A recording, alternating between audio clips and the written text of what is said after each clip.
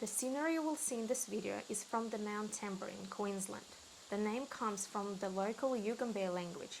It means wild lime and refers to the finger lime trees that grow wild on the mountain. The spelling appears on early records as Jambrine, Chambrine, and even Gumbrine, but is recognized now as Tamborine. Tamborine was eaten by Yugambeh people as a thirst quencher. It was one of the fresh foods traded to the settlers for cooking and gem making. Despite its sour taste, children relished the fruits and preferred to eat them with salt. The mountains rainforest food and resources for Yugambeh people, while marsupials and reptiles were hunted for food. Bungalow palm fronds made excellent baskets for carrying water, food, or honey. Yugambeh people still walk the land of their ancestors, telling stories and reminding visitors that this land is our shared heritage.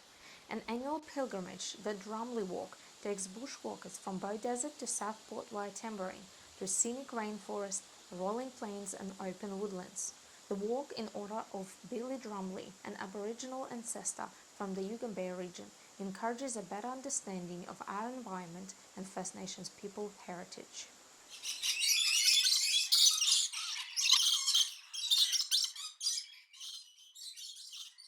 Mount Tamborine is part of the Great Escarpment that runs the length of eastern Australia from Victoria to northern Queensland, formed during the breakup of the Gondwana supercontinent when ancient seabeds were uplifted to create elevated country, also known as the Great Dividing Range.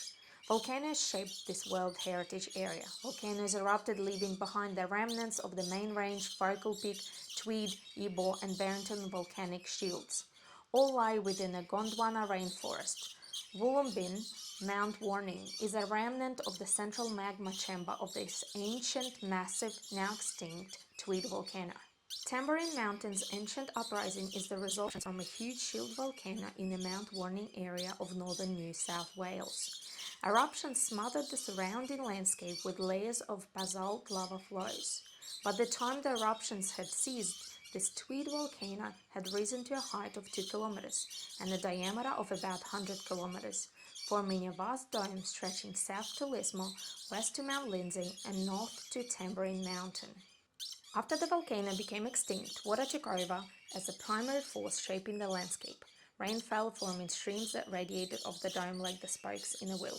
Over time, the streams became deeper and broader, gradually eroding the dome, forming valleys and gorges. Where streams approached each other, sections of the dome became isolated, forming land islands or plateaus like Mount Tamborine.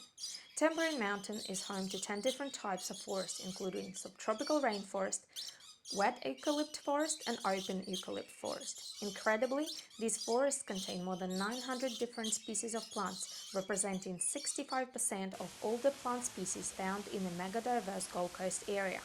The forest communities of Tamborine National Park also provide important habitats for wildlife and are essential refuges for native animals from surrounding urban and rural development.